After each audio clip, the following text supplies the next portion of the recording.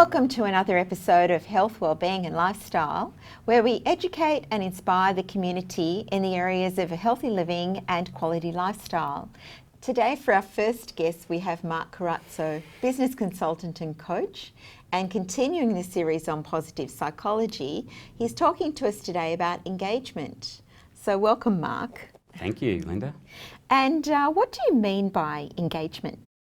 Well, by engagement, Linda, I mean those sort of activities for which our concentration is totally immersed on a moment-by-moment basis. So whilst we're doing it, we actually feel that time has stopped. Now, they're generally categorised by things for which we have the necessary skills to complete the task, although there is an element of challenge and concentration required. So that's basically what I mean by engagement. And how would we incorporate that into our daily lives then? Well, the thing about engagement is that it's more about the process of what we're doing rather than the end result. And there are a lot of things that we do on a daily basis. They can be even routine or mundane tasks for which, if we're clever and think in advance, we can try and do it more efficiently. We can do it in a way where we don't cut corners, but we actually think about what we're doing, and we can actually increase the goal that we're hoping to get at the end of it. So there are ways in which we can increase engagement, but another good method is simply to do things which interest us or excite us. That's an easier way. The thing about engagement, Linda, is unlike positive emotions where we actually experience something, with engagement we normally don't experience any positive emotions or emotions at all, except perhaps some people who get into such a highly flow state they've told us that they experience ecstasy. But for most of us, it's a time of the day where we don't experience any emotions at all. And Mark, what sort of activities would give us engagement or flow? A numerous amount, Linda. I mean, the obvious place to start from is work, which can obviously give rise to engagement if we're concentrating on something and it's something for which we are slightly challenged. But lots of activities could provide it. It could be dancing, you could find engagement while you're cooking, you could find engagement whilst you're reading a good book. It's those moments of the day where time stops. And I know people who've even found engagement whilst they're talking to a good friend, having a good, open, searching conversation. So there's many activities in our everyday life that can give rise to engagement. And what about in the workplace? Workplace, as I say, it's a classic opportunity for people to get engaged, and I think it's more a case there about making sure that we keep lifting our goals as to what we want to get out of activities, trying to do things better, and not thinking so much of the end state, but really becoming immersed on a moment-by-moment basis in the process of what we're doing. And so then would that give us more like a sense of well-being or happiness? Well, definitely. Along the way? Definitely the research tends to suggest that people are engaged. Whilst they may not feel positive emotions at the time, it is one of those important elements or pillars of our life, together with other things that we need for overall well-being and happiness. And the other thing to consider about engagement is that it's normally associated with something for which has meaning in our life. We can think of an activity as mundane, but when we look at it as to what it's contributing to our life, it normally has some contribution to meaning or some contribution to social benefit. Also, I like to consider that engagement often, the hobbies that we do or the work that we do often is the catalyst from some of our richest and most rewarding personal relationships. And as we've said here before, relationships are so critically important to well-being in life, Linda. And of course, in the workplace, we've got good evidence that it really benefits the employer to have engaged staff. They're proven to be most productive and they're proven to be less absent so far as sick days. So there's a real incentive, of course, on the other side for the leader and the employer to have engaged staff, Linda. And would you say then that being engaged or in flow, is that the equivalent of being, people, you've talked about meditation before, can that you can bring that into anything that you're doing? I suppose there is a connection there, Linda, because one of the things about engagement is because our mind is so intensely occupied by what we're doing, we do not have the mental capacity to think of negatives in our life. And one of the great benefits of meditation is we learn to still our mind. For our mind to stop, we have such busy lives these days, there's so much going on, we want to decrease the chatter. And like meditation, engagement, particularly if it's associated with good, constant breathing, can give us those same qualities. Leisure activities are obviously a very important part of life. Personally, I'm a big advocate for genuine rest and renewal. I think that's really critical for people to get the best performance out of themselves on a regular basis. Curiously though, we actually find that they're more likely to get engagement when they're at work. So despite what people think, they have more moments of genuine engagement at work than they do sometimes in their leisure time. In regard to leisure, Linda, we certainly need our rest and renewal to get high levels of performance. So we should pick activities in our leisure though that give us engagement, for which we have to concentrate. They say when we watch television that we don't always get the level of engagement that we think we do. I think on only about 7 to 8% of occasions that we watch TV we're engaged. So I think the challenge is when you do those activities to find things which you gather information from that is interesting to you, for which you have to concentrate on. That's how we can lift our engagement during leisure times. And what about some hints or tips for our viewers about how to bring more engagement? Would you have any top tips? Look, I think try and find something that you do every day, even if it's something that you think is fairly mundane or routine. It may be cooking, it may even be washing up, and try and put a little bit more process into that. Try and do it in a little bit better fashion. Don't think so much of getting it out of the way, but of the fact that you are concentrating in every moment. And I think also with engagement, it's very important to be present, to be in the moment, to be well aware of what's happening to you from time to time. Thank you, Mark. And for more on Mark Corazzo and engagement and positive psychology, then please go to our website, healthwellbeingandlifestyle.com.au. And if you have any comments, queries or requests, then you can also contact us through our website and leave a message. And now we'll go to break, and we'll be back afterwards with another guest and an interesting topic on health, wellbeing and lifestyle.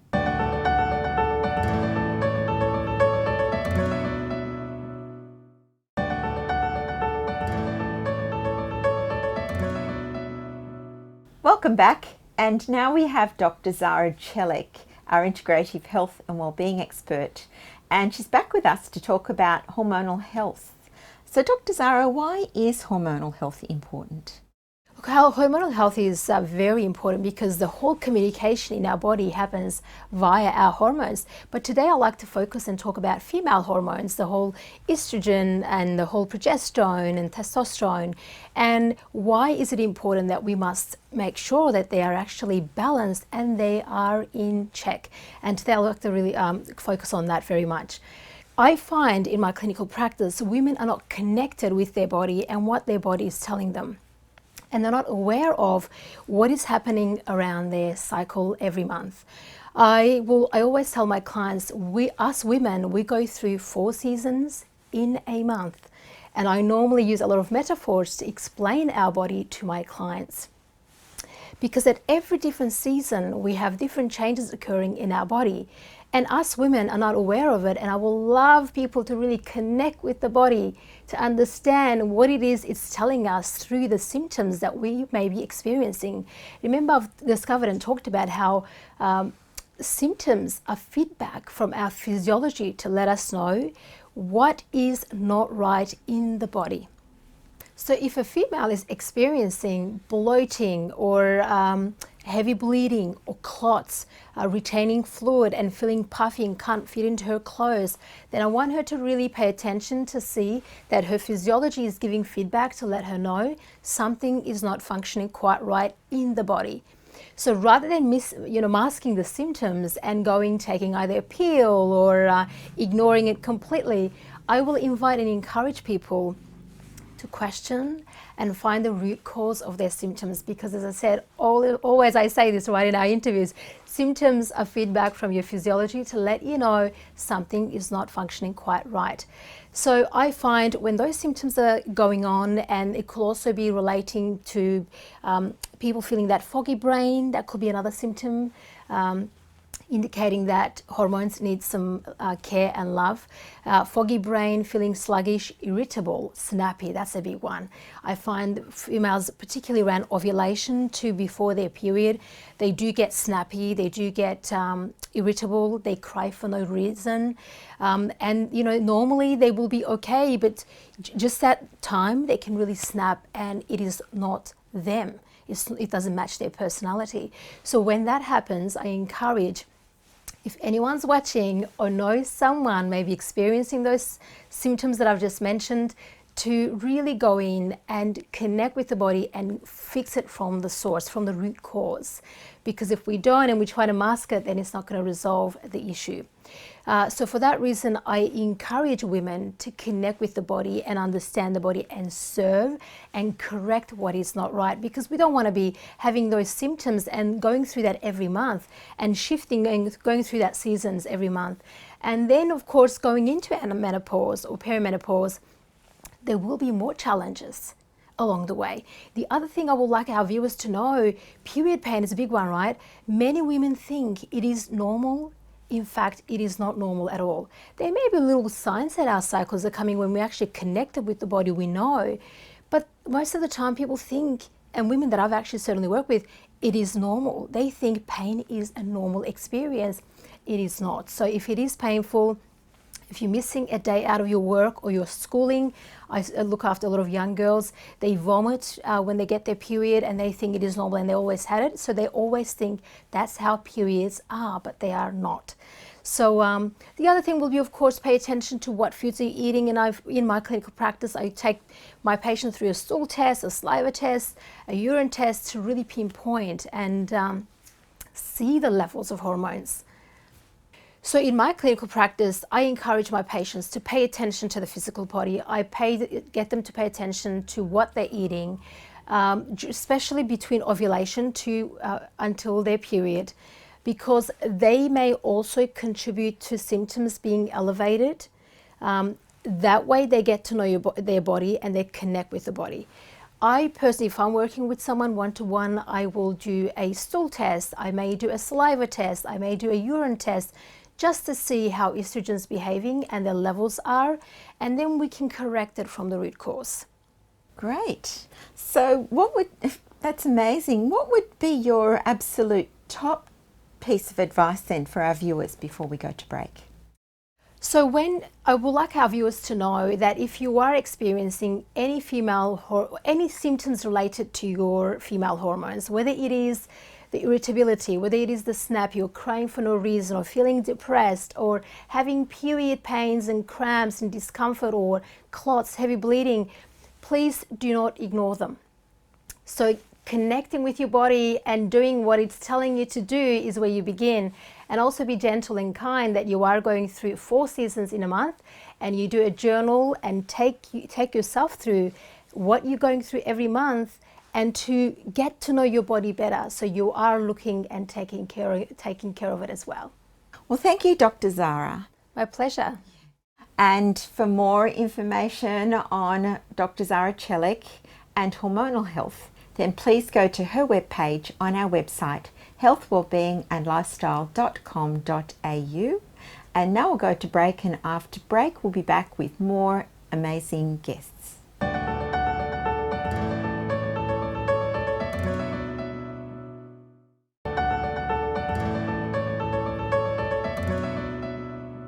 Welcome back, and now we have Con Nichols, our property advisor and wellbeing advocate, and Con's been with us with a series of interviews on improving your environment to meet your lifestyle.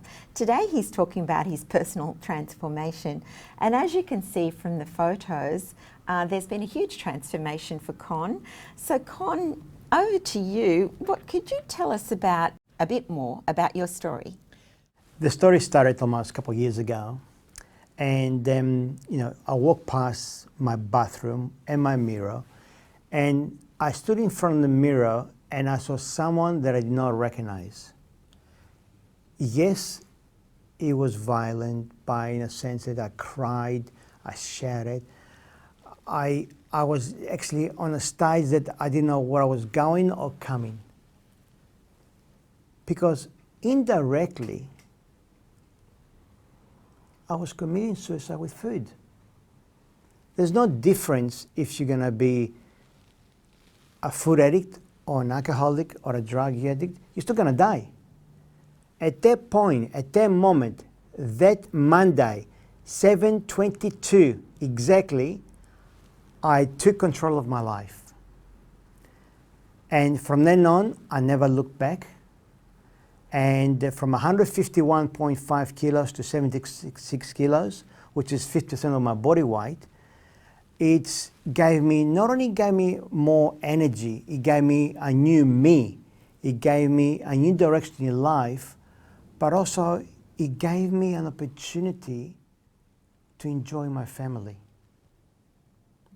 And people say to me, Con, what's the most important thing that you can do now? It's the little things that might call the big differences.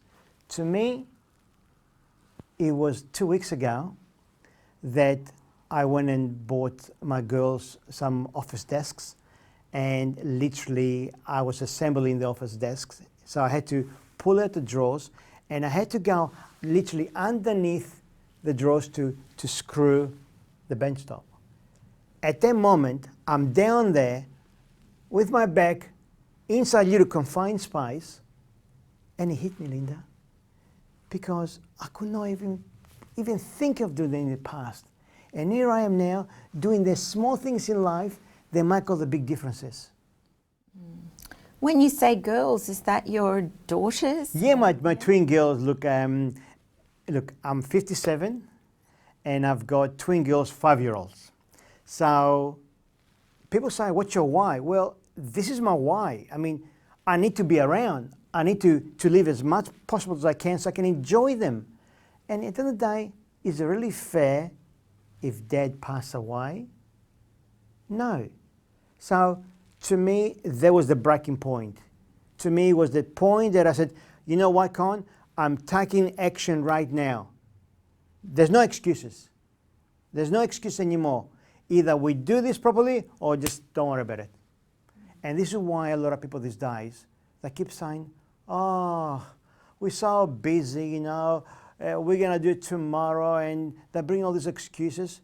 There's no excuses, for goodness sake. It's you. It's you, your life. There's no excuse about your life. You should be coming first, no second or third.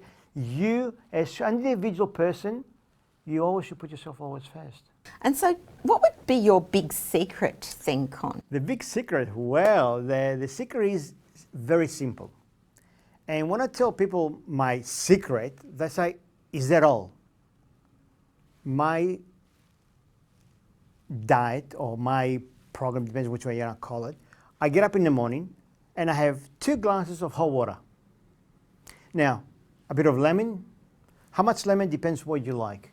Now, then my snacks or my lunch.